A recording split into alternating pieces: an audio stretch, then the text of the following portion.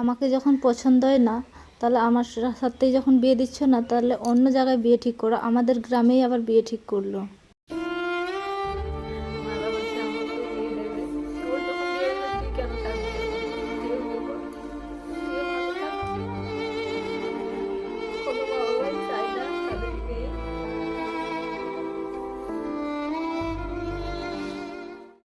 তারপর যখন শুনলাম যে ওর বিয়ে আমাদের গ্রামেই ঠিক হলো, তখন আমি কিছু ভেবে পাচ্ছিলাম না। আমি শুধু ভাবছিলাম যে আমি মরে যাব। তারপর ডিসাইড করলাম যে আমি বিষ খাবো। তারপর একদিন বিষ খাচ্ছিলাম, তখন আমার কাকু আর একটা ভাস্তি ছিল, ও আমাকে বলছে যে ও যখন বিয়ে করে ভালো থাকবে, তো তুই কেন বিষ খেয়ে মরবি। আর আমার এরকমও ছিল, আমি তো মধ্যবিত্ত বাড়ির মেয়ে, চাইলে ওর নামে কেস করতে পারতাম যে আমাকে ভালোবেসে এখন অন্য অন্য আরেকজনকে বিয়ে করছে, কিন্তু যেহেতু আমরা মধ্যবিত্ত বাড়ির মেয়ে, সেটাও করতে পারবো না। যেহেতু আমাদের দিন এনে দিন খায়, তো কেস করলে তো কেস চালানোর জন্য তো আবার টাকা পয়সা লাগবে, সেটাও করতে পারিনি। তো ফাইনালি ওদের বিয়ের ডেট ফিক্স হলো যে রেজিস্ট্রি হবে। তো আমার আর কিছু করার ছিল না, যেহেতু ও আমার সাথে কথাও বলতো না, কি করে আমি কি আটকাবো। তো তারপর আমার দিদির বাড়ি লক্ষ্মী পূজার সময় গিয়েছিলাম আমি। তো যখন ওদের বিয়ে, তখন আমি দিদির বাড়িতে ছিলাম। মা বলছিল যে ওকে ওখানেই রাখ, যেহেতু এখানে থাকলে আবার কষ্ট পাবে দেখলে, সেজন্য আমাকে দিদির বাড়িতেই রেখেছিল। আর দিদির বাড়ি আর যে আমার বর এখন, ওদের বাড়ি বেশি দূরে না, তো আমি ওখানেই ছিলাম। তো ভাবলাম যে যাই হোক, যাকে ভালোবেসেছিলাম তাকে তো পেলাম না, আর কোনোদিনও কাউকে বিয়ে করব না। তো তারপর আমি চাইছিলাম যে ও যখন বিয়ে করে নিয়েছে ভালো থাক, সুস্থ থাক, ওদের জীবনে আর আমি আসবো না। তো এইভাবে চলতে থাকলো আমাদের জীবন দুঃখে। গ্রামের মানুষ তো অনেকে অনেক কথাবার্তা বলতো, সবাই যেহেতু জেনে ফেলেছিল আমি একজনকে ভালোবাসতাম, ও আবার আমাদের গ্রাম থেকে বিয়ে করলো। তারপর এভাবে চলতে চলতে হঠাৎ একদিন শুনলাম আমার আমার যে ওর যে বন্ধুর বউ, ও বলছে যে এরকম শুনছি ডিভোর্স হবে ওদের। তো যাই হোক, আমি তো অতটা ভাবিনি। তারপর বিয়ে হলো, 3 দিন হলো, আর মেয়েটা আবার সে বাবার বাড়ি চলে আসলো। তখনও কোনো যোগাযোগ নেই ওর সাথে আমার, যেহেতু ও বিয়ে করে নিয়েছে, ওর সাথে এখন কথা বলে লাভ নেই, আমি এটাই ভাবছিলাম।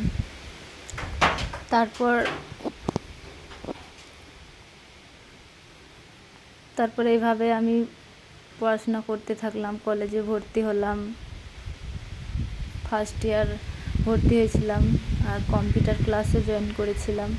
তো ভাবছিলাম পড়াশোনার মধ্যে থাকবো, ভুলে যাব সব কিছু, অত সহজে কি সব কিছু ভোলা যায়। তো তারপর চলতে চলতে কালী পূজার দিন ছিল, তখন আমাদের ফোনে মেসেজ আসছিল হ্যাপি দিওয়ালি। তো আমি বলছি কার নাম্বার এটা, হ্যাপি দিওয়ালি উইশ করেছে। তো তারপর নাম্বার দিল, হ্যাপি দিওয়ালি আমি পাঠালাম, তো নাম্বার দিল, বলছে আমি, ও মানে বলছে হ্যাঁ। তখন কিন্তু ওদের মধ্যে মানে মেয়েটা বাড়ি চলে গেছিলো, বিয়ের 3 দিন পরেই মানে বাড়ি চলে গেছিলো বাবার বাড়ি। তো আমি তখন বাড়িতেই থাকতাম। তারপর এরকম শুনলাম যে হ্যাঁ থাকতে চাই না মেয়েটা, মানে অনেক কথাবার্তা শুনলাম। তো আমি সেটা চাইনি।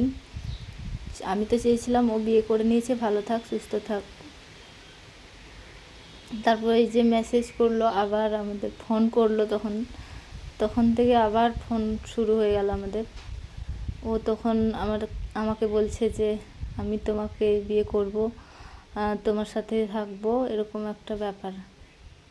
তো আমি যেহেতু ওকে ভালোবাসতাম, আর আমার বান্ধবী ছিল, ও বলতো যে যখন এগুলো শুনলাম যে ছাড়াছাড়ি হবে বা ডিভোর্স বা থাকে না, তখন আমার বান্ধবী যে ছিল ও বলতো যে তোর ভালোবাসা যদি সত্যি হয় না, তাহলে ও আবার তোর কাছে ফিরে আসবে। কিন্তু সেটাই মনে হয় সত্যি হলো ওর কথাটাই।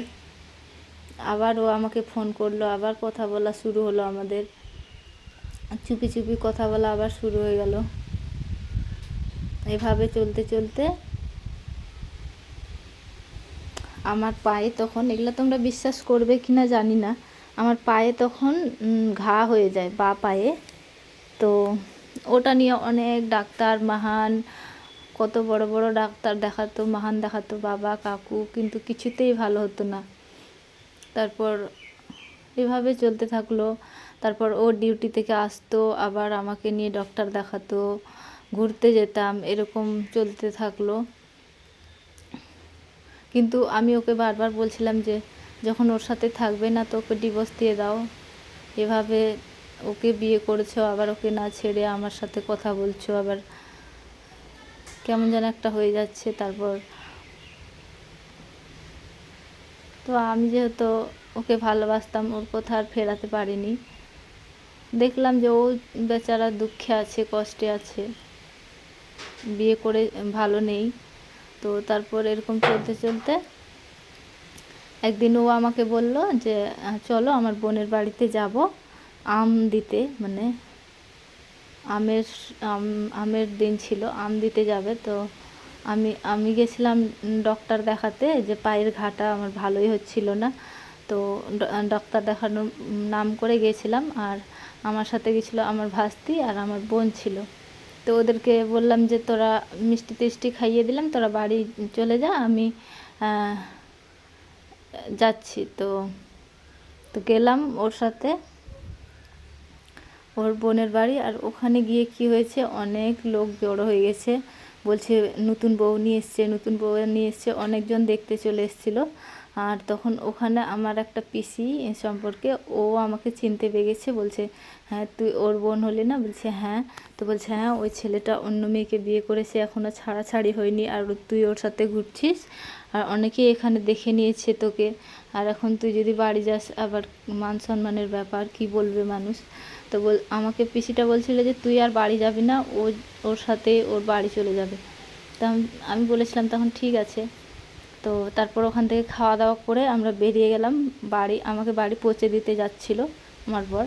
তো আমরা যাচ্ছিলাম, তখন আমাদের গ্রামের দুজন মানুষ আমাদেরকে দেখে ফেলেছিল বাইকে। তো আমি বলছি ওকে, আমাকে দেখে নিয়েছে, বাড়ি গিয়ে বলে দেবে, আমার মা বাবা আমাকে বকবে বা মারবে, আমি আর বাড়ি যাব না, তুমি যদি তোমার সাথে নিয়ে যাও তো নিয়ে চলো, নাহলে আমি আর বাড়ি যাব না।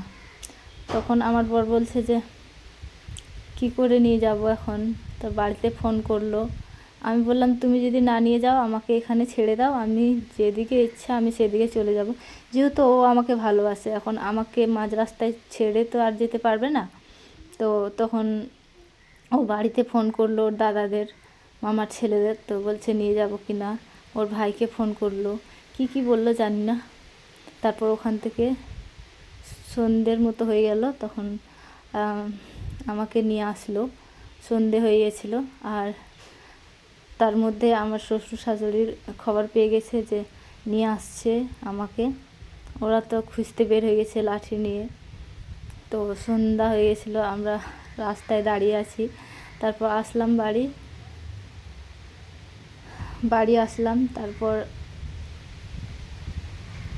দাঁড়িয়ে আছি, আমার তো ভীষণ ভয় করছিল। তারপর আমার শাশুড়ি রাতের বেলায় মানুষ ডেকে নিয়ে চলে আসলো, 10-এর যে লোক হয় ওদেরকে ডেকে নিয়ে চলে আসলো। তারপর সবাই মিলে বসলো আমাকে নিয়ে, আমার বরকে নিয়ে। তারপর বলছে যে কি কারণে আমি এখানে আসলাম, এরকম মানে প্রশ্ন করছিল। তা আমার বর আমাকে শিখিয়ে দিয়েছিল যে বলবে যে ও নিয়ে এসছে, ওর সাথেই থাকবো, এখানে থাকবো সারা জীবনের জন্য, চলে এসেছি বা কিছু এরকম বলে দিয়েছিল। কিন্তু আমি নার্ভাস হয়ে গেছিলাম। আর কি বলবো, আমি বলছিলাম আমি যে এসছিলাম, যে আমার ওই যে ওর বোনের বাড়ি আম দিতে এসেছিলাম, ঘুরতে এসেছিলাম, আমি সেটা বলেছি। আর ওরা ভেবেছে আমি এখানে ঘুরতে এসেছি, আমার তো এখানে আসার কথা ছিল না, আমি গেছিলাম ওখানে। তো দেখতে পেয়ে গেছে, বাড়ি যায়নি বলে এখানে নিয়ে চলে এসছে আমাকে। তো ওরা তো ওটা বুঝলো না, ওরা বলছে যে আমি এখানে ঘুরতে এসেছি, এরকম একটা ব্যাপার। সবাই হাসতে লাগলো, মানে আলাদা একটা কেমনই। আমি তখন কান্না করতে লেগেছি ওখানে বসে বসে। তারপর হলো ওটা, তারপরে ওখান থেকে উঠলাম, উঠে তারপর প্রণাম করছিলাম সবাইকে। তো আমার শাশুড়িকে প্রণাম করলো আমার বর, প্রণাম করে আমি যখন প্রণাম করতে গেছি আমাকে প্রণাম করতে দেয়নি, উঠে সরে গেছিলো, যেহেতু আমাকে পছন্দ করতো না আবার, আর আমাকে নিয়ে চলে এসছে। তারপর ওটা হলো, কোনো মতো প্রণাম করলাম। তারপরে ঢুকতে দিল বাড়ি। তারপর ওখান থেকে এই যে আসলাম, তারপর 2 দিনের মতো থাকলাম। তারপর আমার বাড়ি থেকে খবর গেল, ওখানে গেল, এখান থেকে খবর দিল যে মেয়ে এখানে চলে এসছে, এরকম একটা ব্যাপার। খুঁজতে আসলো আমার বাড়ি থেকে লোক। তো তার আগে আমার বর ডিউটি চলে গেছিলো। আমাদের ওখান থেকে নিয়ে আসার পর, ওদের বাড়ি আসার পর, সেদিন তো রাতে একসাথে ঘুমাতে দেয়নি। আমার বর আলাদা ঘরে ঘুমিয়েছিল, আর শাশুড়ি আর আমার যা আছে আমরা এক জায়গায় ঘুমিয়েছিলাম। তো আমার তো ভীষণ ভয়ও লাগছিল, যেহেতু পছন্দ করে না আমাকে, আবার একসাথে ঘুমিয়েছি, ভয়ও লাগছিল। তারপর 2 দিন 3 দিন থাকার পর আমার বর চলে গেল আবার ডিউটি। পাক্কা 1 মাস টানা থাকার পর আমার বর বাড়ি আসলো। তো আবার ওখান থেকে আমার বর তো ডিউটি চলে গেল। তারপর আমার বাবার বাড়ি থেকে লোক আসলো খুঁজতে, যে আমাদের মেয়ে এরকম হারিয়ে গেছে বা এখানে এসছে, তো নিয়ে এসছে। তারপর অনেক লোক, 10-এর লোক বসলো, আমাকে বলল যে তুই এখানে কেন আসলি, কে নিয়ে আসছে, এরকম প্রশ্ন। আমার তো ভীষণ ভয় করছিল। তারপর আমি বললাম যে ও নিয়ে আসছে। আবার ওকে ফোন করে বলল যে হ্যাঁ আমি নিয়ে এসছি, আমি রাখবো। তো আমার শাশুড়ি আর কিছু বললো না, যে ছেলে যখন রাখবে তো আমরাও রাজি। তারপর বলছে বিয়ে তো দেওয়া যাবে না এখন, যেহেতু ও নেই, কী করে বিয়ে দেবো। তারপরে বললো যে ডিউটি থেকে আসবে, তারপর আমরা আসবো, বিয়ে দিয়ে যাব। তারপর সেদিন তো আমার বাবারা সবাই চলে গেল। তারপর পাক্কা 1 মাস টানা তারপর আমার বর বাড়ি আসলো। তার বাড়ি এসে বেশ কিছুদিন থাকলো। 2 দিন পর যখন ডিউটি যাবে, তার 2 দিন আগে আমার বাবার বাড়ির লোক এসে আমাদের বিয়ে দেয়। তারপর বিয়ে হলো আজকের মতো, আর কালকের মতো আমার বর চলে গেল ডিউটি। তারপর আবার আমি একা হয়ে গেলাম। আজকে হলো বিয়ে, কালকে আমার বর ডিউটি চলে গেল, কেমন লাগে বলো।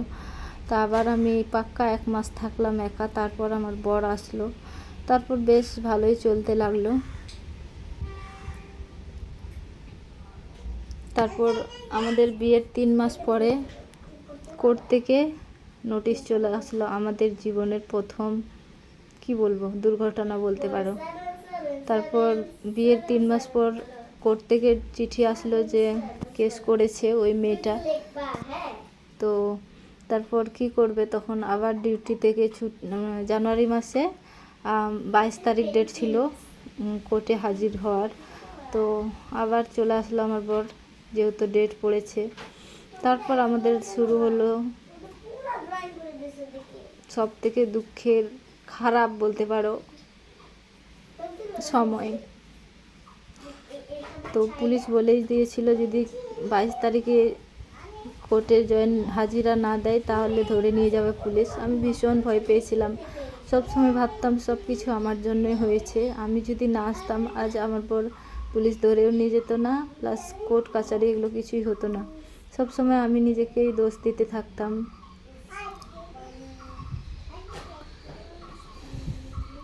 ভীষণ খারাপ লাগতো এভাবে শ্বশুর বাড়িতে থাকা। আর যেহেতু আমার পায়ের ঘাটা ঠিক হয়নি, আমার শ্বশুরও বলতো যে কী সব ঘাটা নিয়ে চলে এসছে, ভীষণ খারাপ লাগতো জানো। তো চলো বন্ধুরা, আজকের ভিডিওটা এখানেই রাখলাম। পরের ভিডিওতে আবার তোমাদের বাকিটা বলবো। তো আজকের ভিডিওটা ভালো লাগলে লাইক কমেন্ট শেয়ার করে পাশে থেকো। আর আমার চ্যানেলে নতুন বন্ধু হয়ে থাকলে চ্যানেলটা সাবস্ক্রাইব করে দিও। কেমন লাগলো আমার এই দুঃখের ঘটনাটা কমেন্ট বক্সে জানিও। তো চলো আজকের মতো এই পর্যন্ত, দেখা হচ্ছে নেক্সট ভিডিওতে।